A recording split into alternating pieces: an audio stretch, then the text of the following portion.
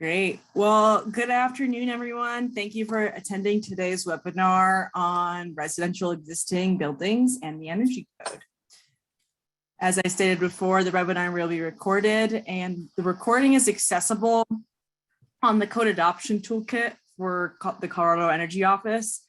We've got a whole suite of different recordings posted on there. So if you ever have a question, a code question, definitely check that out as a resource. We've probably presented on it, but if we haven't, let us know. We're always open to other ideas for what to present on. So if there are just a couple housekeeping items, but if there are any issues with audio, please write me in the chat. My name is Erica DeLello, and I'm a project manager for Noresco. This series is sponsored by the Colorado Energy Office with training materials created by Shums Coda Associates. So Gil and I have been working with CEO for a couple of years now to provide trainings just like this one. You know, we've got 2 more trainings that are webinars after this one, but I do want to say that we're working on adding even a couple in-person trainings in the next month or so. So you'll probably be hearing from me on what those training opportunities are. If you want to come in person, or if you want to stay virtual, that we're still discussing the hybrid format. So I will be sending out a follow-up email about that, but if you are interested in getting a tailored group training or technical assistance for your jurisdiction or company, if your jurisdiction's updating I-codes, feel free to reach out to us. You know, we're here as a resource for you guys to be able to actually implement these code requirements successfully. And then many of you have probably heard me talk about this, but the Code Adoption Toolkit, it's got a bunch of resources, but the latest resource that I want to highlight is the Code Helpline. And it's available to anyone in the state of Colorado on any of the I codes. So IFC, IBC, IMC, you name it, as well as the IECC, and then any reach codes in addition to that. So for example, if your jurisdiction need assistance on a plan review, or a homeowner or engineer with a question about code applicability, you can submit a question on our helpline and a subject matter expert like Gil will respond in just a few days' time. So you can access it through the Code Adoption Toolkit. You'll see this little link here. It's a helpline right at the top. So check that out. We do want to encourage questions throughout the webinar, so please use that Q&A function and I'll let our presenter know. There's also the ability to raise your hand and ask a question, and we'll likely do that towards the end of the presentation, and I can then unmute you. And then lastly, there will be a survey window that pops up following the webinar. So please just take a moment to provide feedback so we can continue to improve on these webinars. So with that, today's presenter is Gil Rossmiller. He's been in the construction industry for over 40 years now, and he's been a chief building official. He served on IRC, plumbing, mechanical development committees, and most recently, it looks like you are serving on the Residential Energy Code Development Committee for the 2024 as well. So he's a wealth of knowledge. And with that, I'll pass it over to you, Glenn, or not Glenn, Gil. We're good. All right. Share. You should be seeing my screen here. You should be good. Yep, looks good. Yeah, so just a couple of quick notes. The Q&A thing that is coming up here in June, that's going to be hoping myself for answering questions from you. So it's us just looking at the code and pulling up stuff that you talk about. That's what it's all about. We may have a few prepared stuff for those that are shy and can't ask questions, but that's what it's all about, you guys and asking questions. So just point of information there. So let me get my screen here correct. All right, here we go. Chapter 5. Yeah, this is me, and that's what Eric was reading there. No big deal. Get a little bit into the 24 stuff later if we've got questions. So what we're going to do some parts here. So the general piece here is generally the admin piece of it. If you want to talk about, if you want to relate it to something, basically just sets the stage for what's supposed to be happening in chapter 5. So we have a chapter 5 for commercial, which will be in a couple of weeks here, and a chapter 5 that deals with existing residential buildings. So both chapter 5s. So here it's just saying, hey, if we're going to repair something, we got additions, alterations, or repairs. So we're going to look at all 3 of these sections here. Let me get a little pointer here. We're going to look at all those sections. And it makes this statement several times through the code that the unaltered pieces, okay, don't have to worry about it. So if I'm not touching it, you don't have to bring it up to the energy code. Pretty typical concept for all of the international codes. If I'm touching it, I need to bring it up to be code compliant. But if I'm not, there's plenty of systems and plenty of things that aren't going to be code compliant with the 18 and certainly not the 21, some of the newer codes. So pretty typical stuff there, nothing earth shattering. Then we just have kind of a note about existing buildings, okay? So the idea here is another very common piece, lawfully in existence at the time of adoption of this code. Very typical for I codes, okay? So as long as it's maintained, as long as it is maintained in conformance with the code it was approved under, it is just something we're calling existing non-conforming. So there's certainly nothing wrong with that in any way, shape, or form. The only time we get into existing buildings, whereas we run into some sort of dangerous condition, and you building officials know what I'm talking about there. Not, unlivable, no water, things of that nature. Structurally, things are falling down. But as long as they're maintained, there's a section here, and very typical in I codes, that it says, hey, nor prevent the continued use and maintenance of an existing building lawfully in existence. And that's the key. Do you have the records to show that whatever it is, addition, remodel, whatever it might be, was legally done back in the day whenever it was done.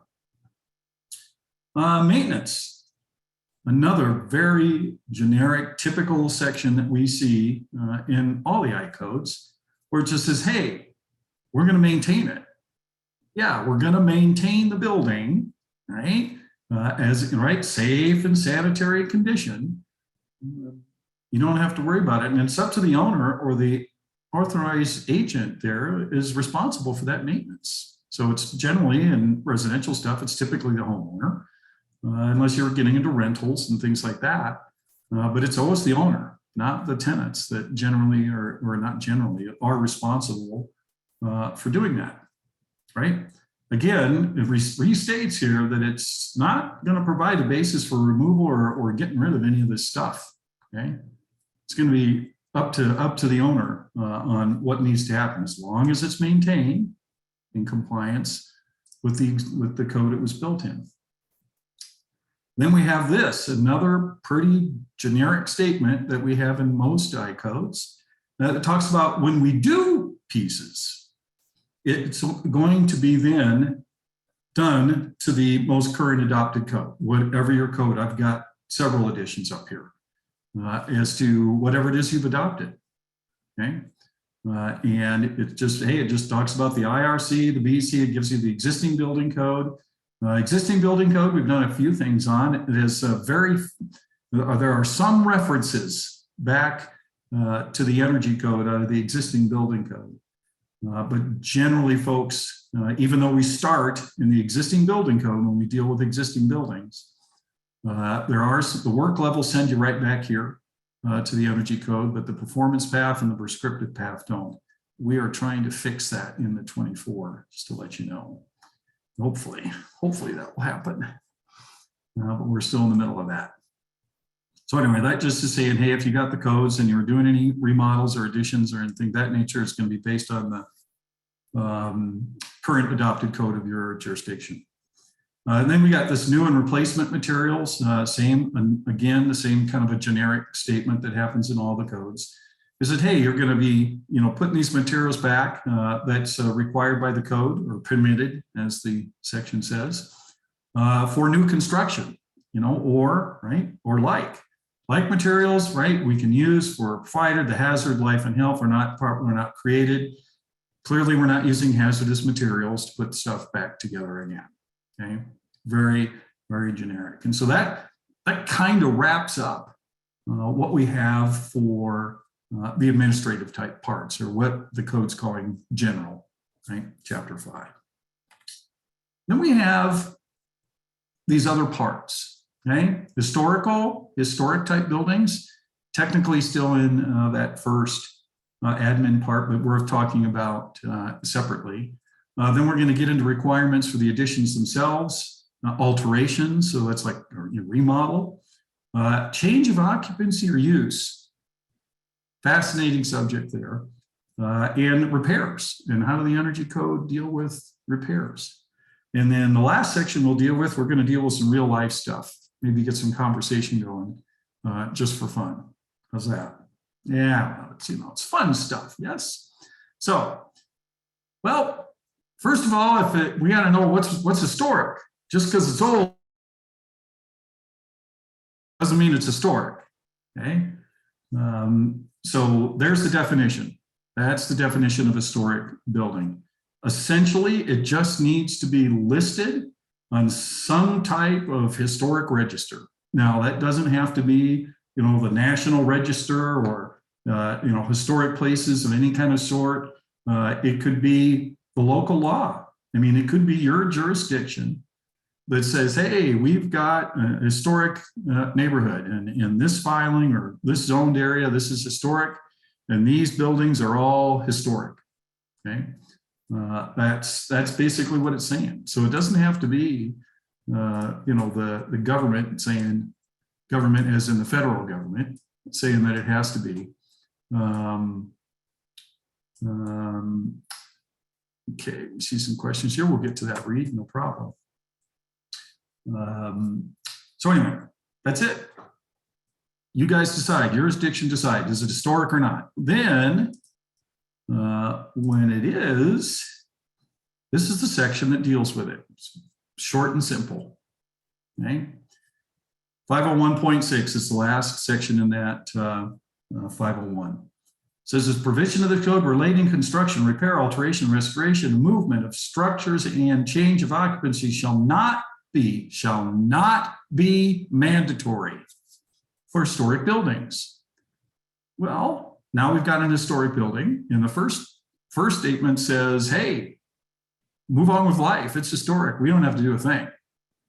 Well, then there's the second section that says, well, then there's a report that you're going to give the code official, plans examiner, whomever, that needs to make that statement right there. And what about this particular project will, quote, threaten the historic form, fabric, or function of the building. Okay, so that can come from your registered design professional. It might come from the historic district or the preservation office themselves saying, hey, we're not going to do X because this is historic and we can't do it. Okay, really that simple.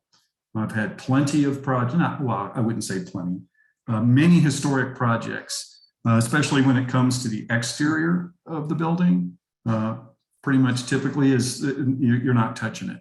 Very difficult. Windows would probably be the biggest upgrade that you can do that energy wise as far as the exterior.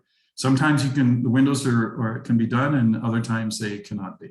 Okay, there might be some historical features inside the building that can't be removed that would help for energy efficiency. But if it's historic, somebody signs off on it, we're good to go.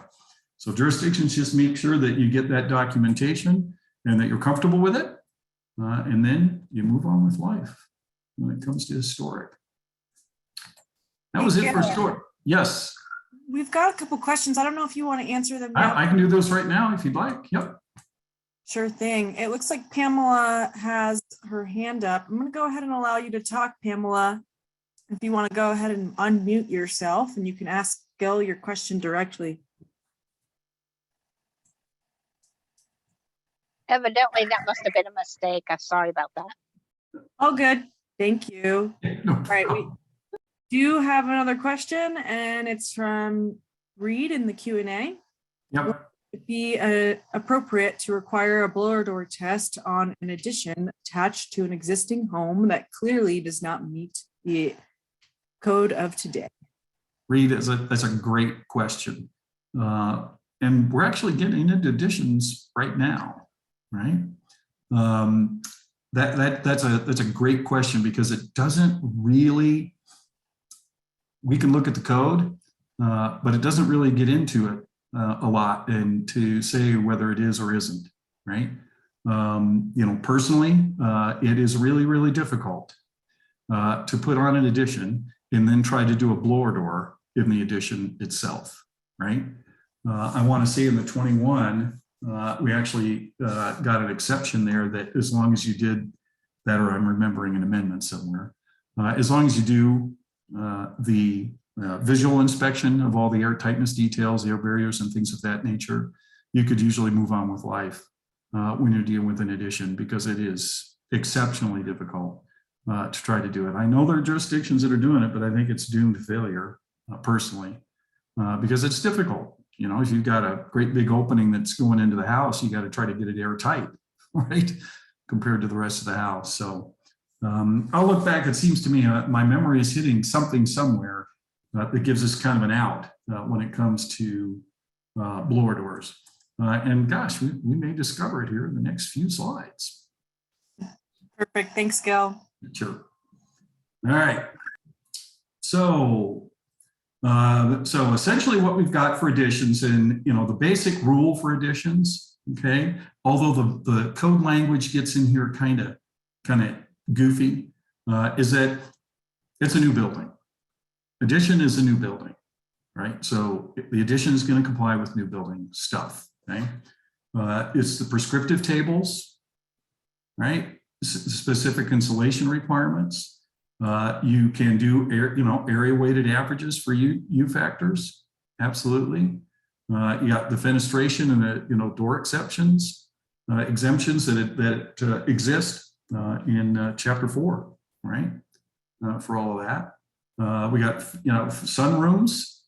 We haven't talked about sunrooms in a while, but it goes right back into what's required. So does it qualify as a sunroom? Does it meet the definition? And then you can have reduced R values and U factors for the fenestrations and for the ceilings and the walls. If you're doing that. Air leakage requirements, we're going to look, we'll open up the code. And that's because what you're after right there, Reed, is that one. Yeah, anything that's new, HVAC wise, is going to meet new stuff. Many questions kind of surround, do we have to do a new manual JS&D, right? There are a few exceptions in there. At least there were about duct length. There was, a certain amount of duct length you were adding to it. You didn't have to deal with it. Some jurisdictions have added amendments saying if the addition is 25% the size of the house, then you're going to do a new one.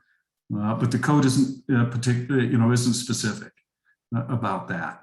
Then we got service water heating. Yeah, any kind of new water heaters or anything that kind of going in. If they're adding, if they're adding a bathroom in the addition, all the pipes will get insulated and things of that nature. If they're putting in a new water heater, all those are going to have to comply with, or recirc line, for instance, would have to comply as new. And then lighting, any new lighting would comply as with new code.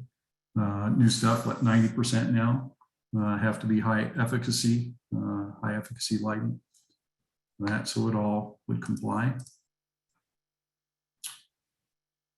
Yeah, we get into this. There's going to be several pieces we're going to talk about when it gets into condition to unconditioned to condition. This we are definitely helping out. It's changed a little in the 21, not a lot, but we've really started to expand on that in the 24. We'll see what comes out in the end, but there's some fascinating stuff going on there.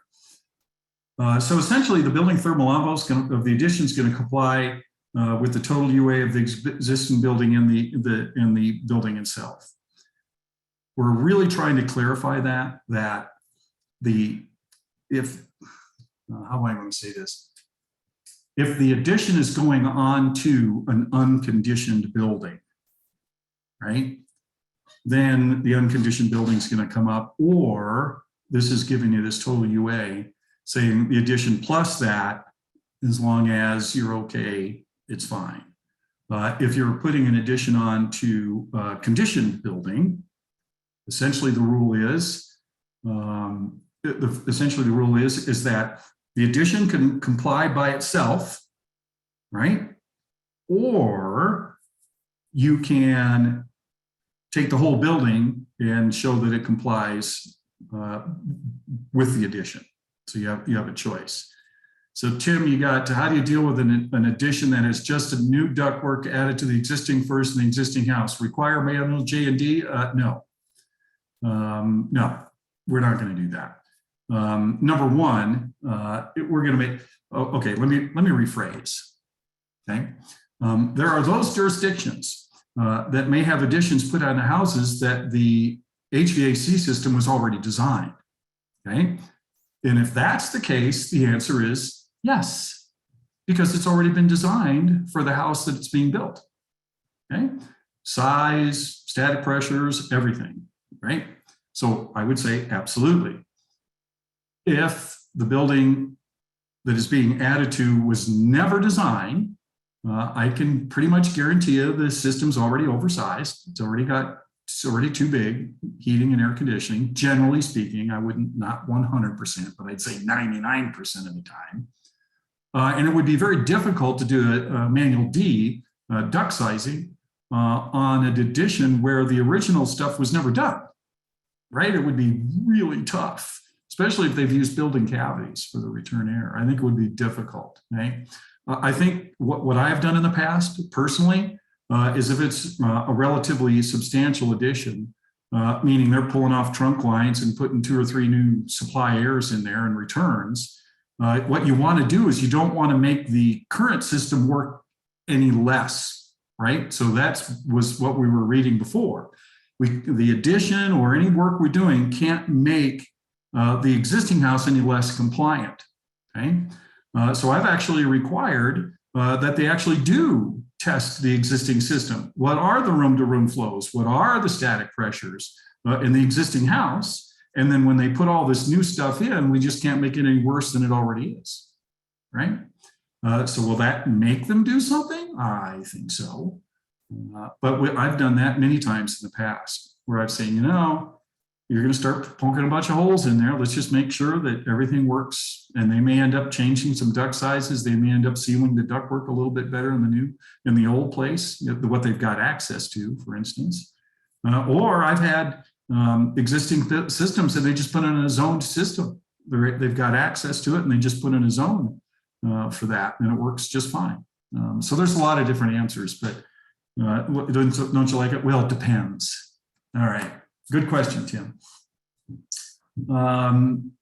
Anyway, I think I've got that one answered. So this is the simulated performance path. So this is another option for an addition, unconditioned to conditioned space where same thing as the total UA. If I've got an addition that's conditioned, I'm doing it to an unconditioned space, the whole building's going to comply with the performance pass. And then if it just says, hey, it's got to be more than or equal to the existing building, when we calculate it with our 405, which is the simulated performance path.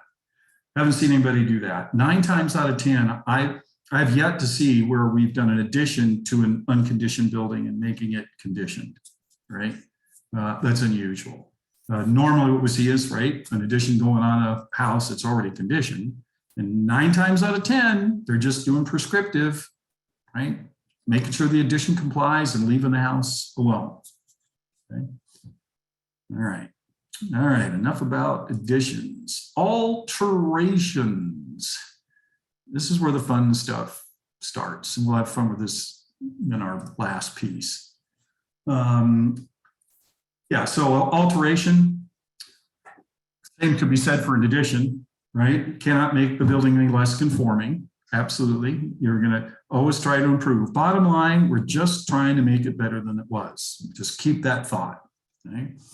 Yeah, anything that's alteration is all going to be based on new construction. Unaltered pieces, don't have to worry about it. Don't have to do a thing, right? And right, can't create that hazardous or overload current systems, anything like that. That's very, very typical, pretty much common sense stuff. We're not going to make the current place not work, like the question I just answered. Okay, and then you've got some exceptions here. Storm window, right, over an existing. You got walls, floors, ceiling that are exposed, but they're filled with insulation. Okay, they don't disturb it. Walls, floors, and ceiling that isn't exposed, right? No, I'm not tearing it apart, so I don't have to do it. Any kind of roof recover, I'm just doing a roofing job. We don't have to worry about it. It says air barriers for roof recover and replacement if not working on the rest of the building. Yeah, we're working on that one too. That's kind of a tough one. So the intent there, if we're not working on the rest of the building, all we're doing is a roof recover and a replacement. We don't have to worry about, is it airtight? Is it part of my air barrier assembly?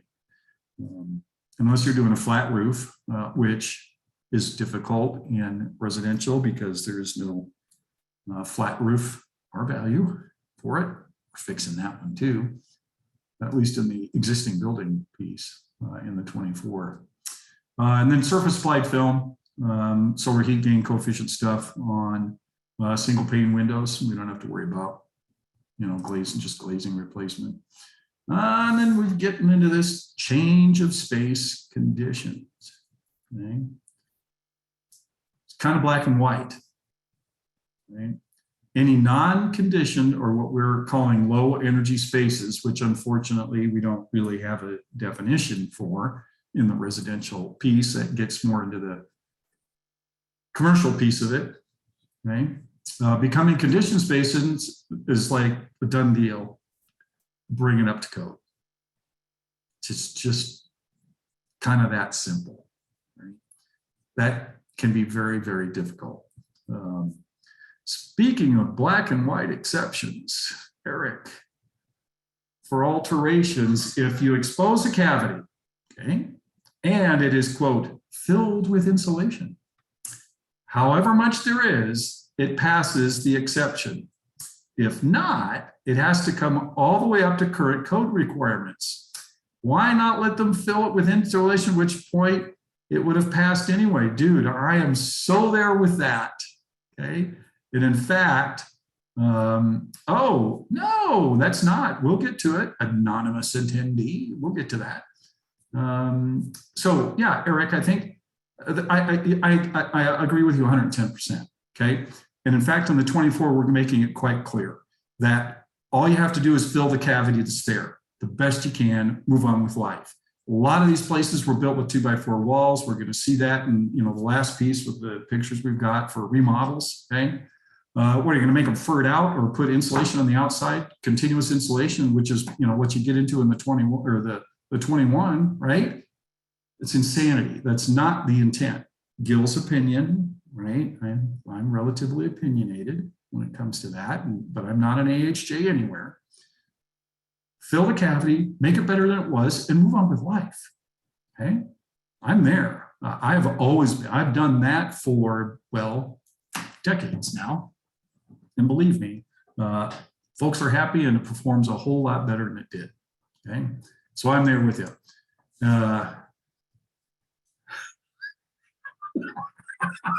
That's great. You're very welcome. I love it. But no, unconditioned means, yeah, it's not a silly question. They're never a silly question. Okay. I wasn't born with the knowledge any more than you guys were. Right. There's things I learn every single day, believe me. And I've been around the block once or twice. So don't panic. We're good. So unconditioned means that we haven't heated or cooled it on purpose. So it doesn't have a heating or air conditioning system.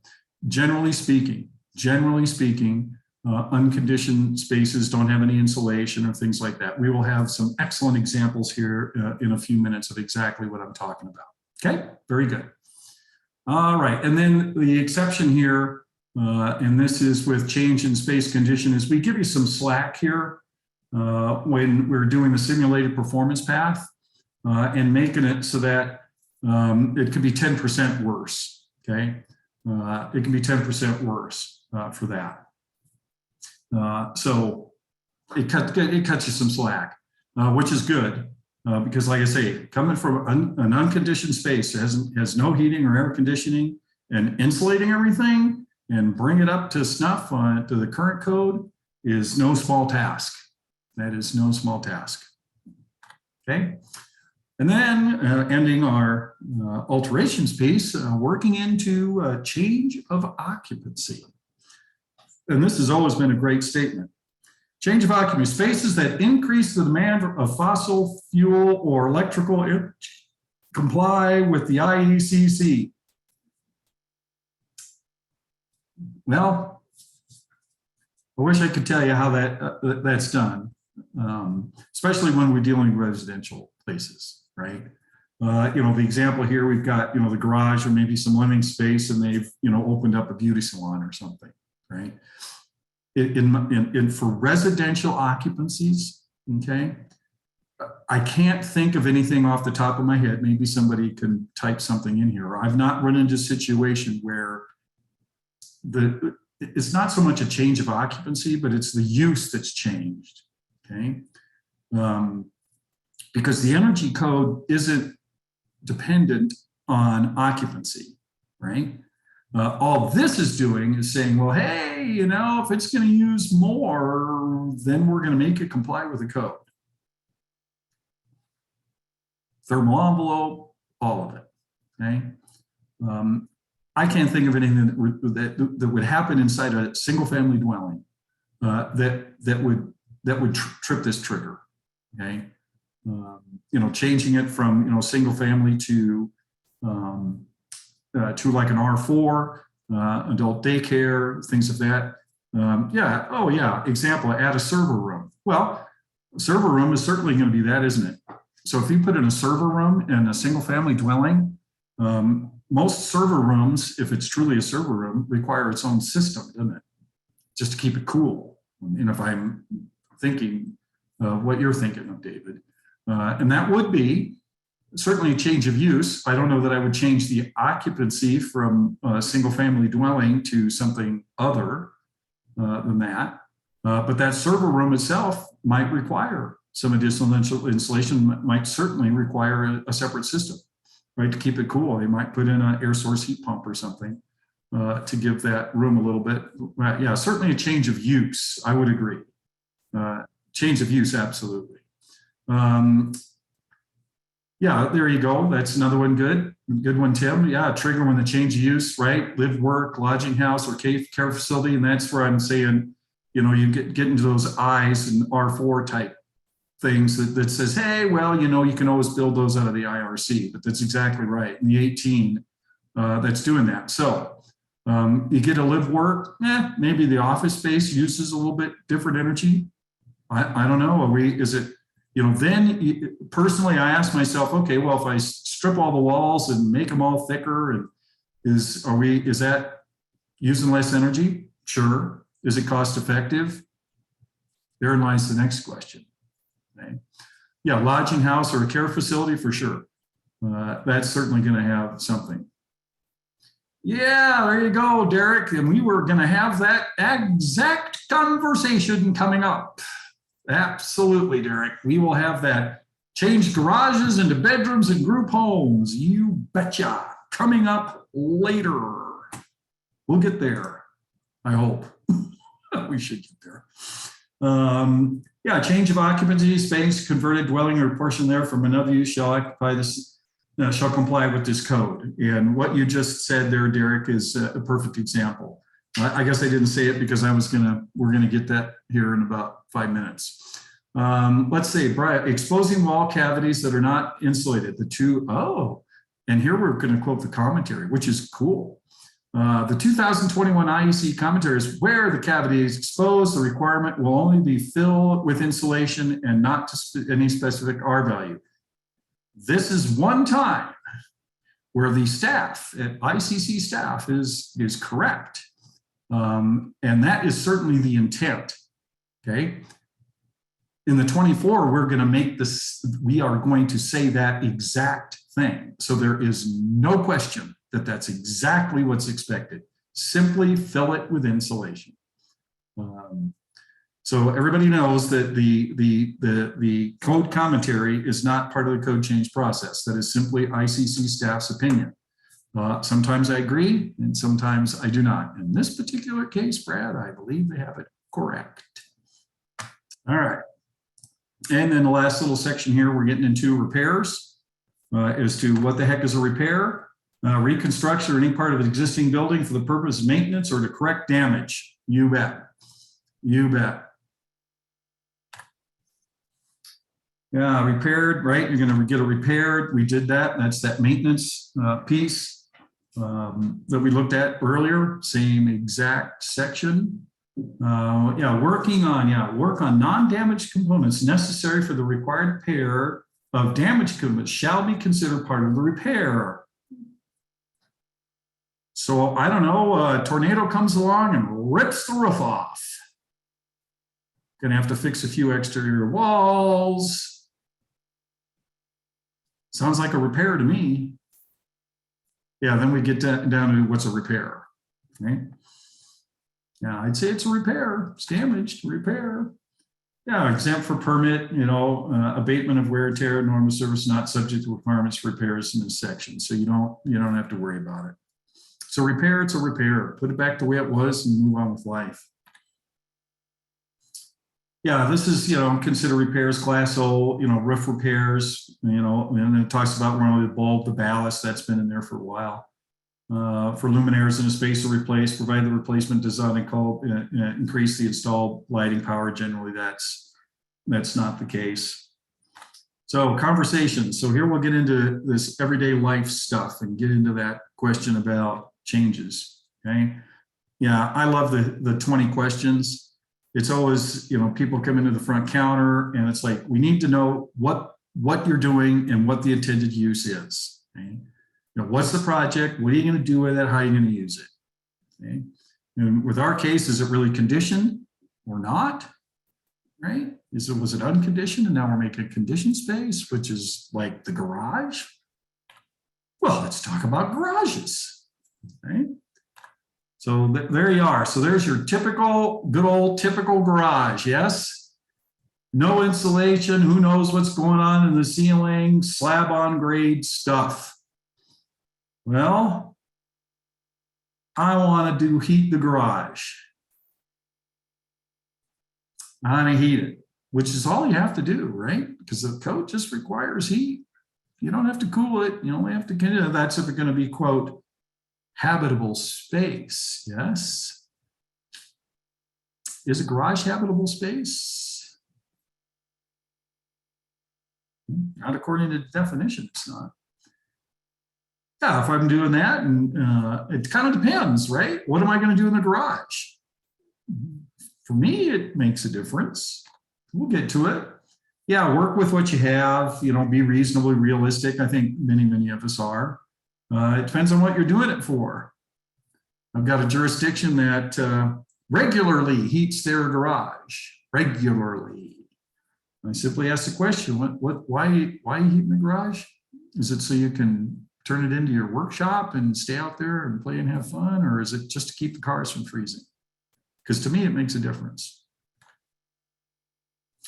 Yeah, so heating the garage, we're actually redefining the thermal envelope, are we not? Wall insulation, ceiling insulation, garage doors, the overhead garage doors. If it's going to be truly, quote, conditioned space, what's the big problem? Yeah, this.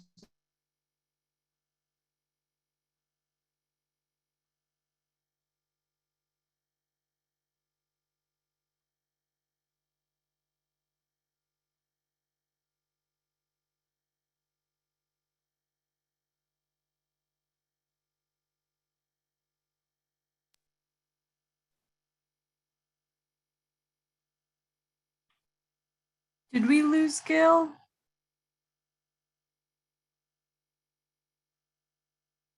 I think we might have.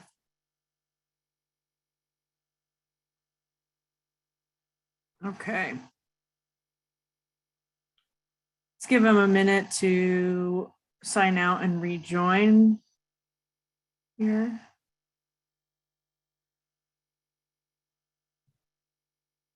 Okay.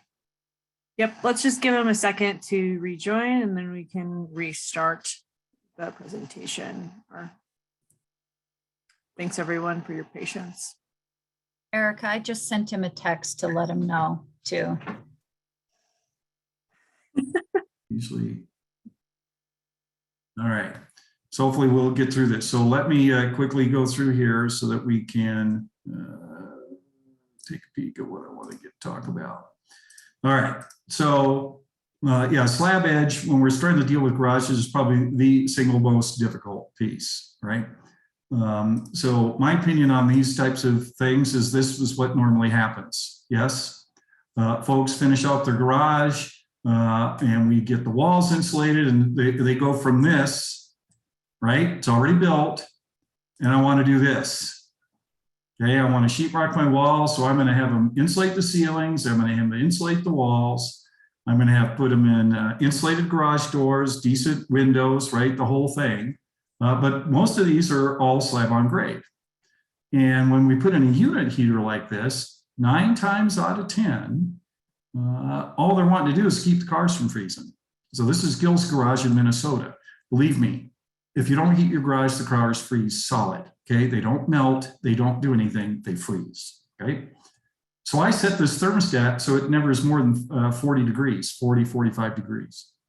And we've made those rules in other jurisdictions where I said, hey, if you're going to heat the garage and you want to use it as your workshop and it's a conditioned space, we're going to need to do something on slab on grade. Okay, 9 times out of 10, it's mostly new buildings and it's not these existing garages. But that's what we did.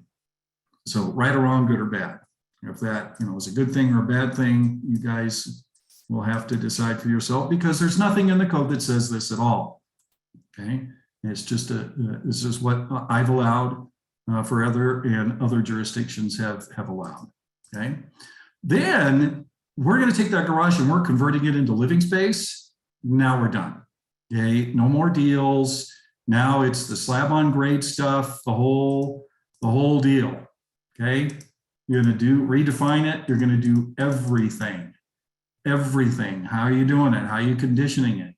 Okay, if I've got to put a raised floor in there and insulate the floor to get rid of the slab on grade issue, a lot of times we're earlier we were saying, hey, we're going to turn it into a new bedroom or a living room or something along that lines. Then it's, we're replacing the garage door anywhere, we're putting in windows, that kind of thing, building a wall. It's all going to meet. Everything's going to meet the energy code. There's really no way around it. Yeah, so lighting requirements, how are you going to condition it? Again, are we extending the existing? Many times here, they might just put in a mini split, right? If they're just doing run room, maybe not such a bad thing to heat and cool the place. Yeah, service water heating. Are they putting in any kind of restroom or bathroom in there? Any kind of that. This is when trading stuff off comes in handy. Now, for those of you that have run a recent res check in the last 10 months or so, you got that big red flag that comes up here anymore in res check that says, hey, by the way, you can't trade off the slab on grade insulation anymore and never really have been able to. We just figured that out here in res check land. So you can't do it anymore. Yeah, there's nothing in the code that says you could trade that off. And one day we'll have that discussion, but it's true. And that's exactly what res check does these days.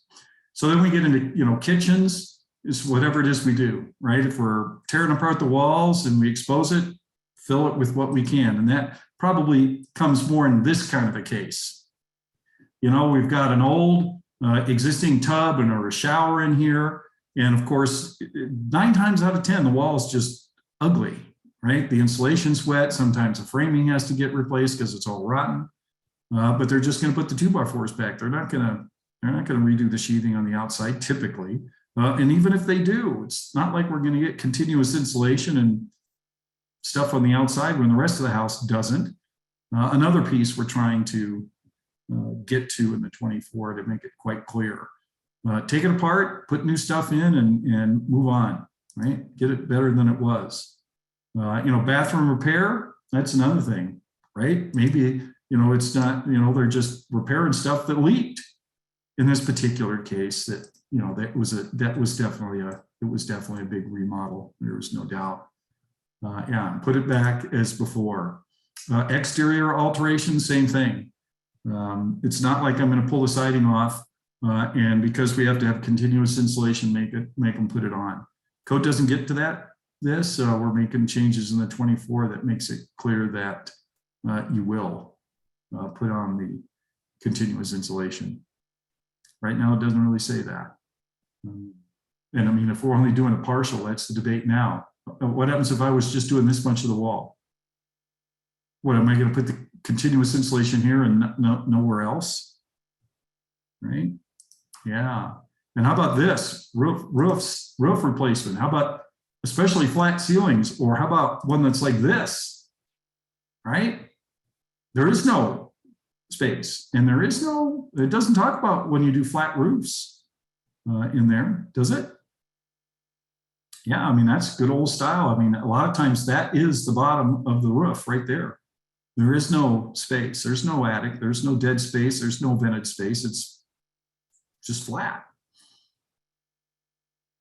Yeah, we're trying to deal with that in the 24 too. Same thing here, especially with flat roofs. What are we dealing with here? The intent is that we make it better than it was, not have to raise all the scuppers and mechanical equipment and skylights and everything else, because that gets cost prohibitive to the point where now I'm just not going to fix the roof at all if I got to do that, right?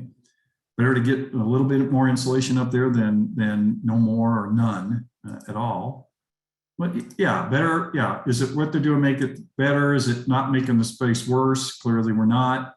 Right? Does it meet the intent? Yeah. Reality. Are we trying to push the old square peg into a round hole? Well, so this is me. Sorry for the small interruption there. I don't know why the internet was interrupted today, but who knows why. Anyway, that's me. Okay, and as always, do not hesitate to send me an email. That's my email now. And I'll answer questions. I do all the time for folks. And that's exactly what we're here for. We've got that. And of course, we would prefer if we would use the Colorado helpline, right? But yeah. Yeah. All right.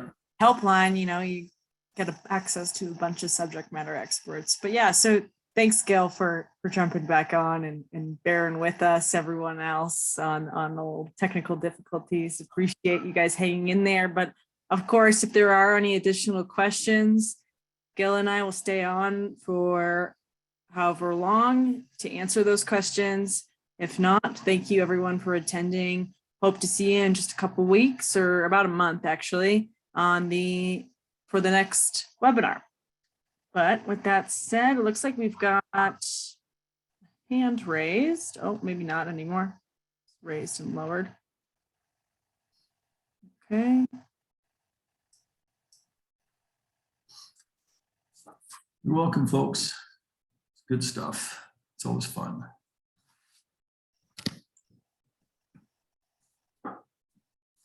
Yeah, no kidding. And Hope for stepping in. Thank you, Hope. Yeah, so let me post, it's a link in the chat that you can access the helpline through. And so if you just paste that into your URL, you will be able to submit any question, attach screenshots or PDFs or anything so that we can review them and have a little context. So feel free to use that as much as you'd like. you know, this is our pilot year really, so we're just kind of seeing how it takes off and how useful it is to the industry. But yeah.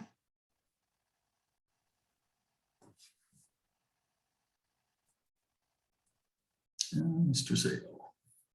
And Rebecca is asking about the PowerPoint presentation. Gil, would you be able to share the PDF? Yeah, I'll send you that PDF handout. Sure. Great. So Rebecca, I'll be posting that along with the recording within the next week or so to the code adoption toolkit. So you'll have access to that for reference.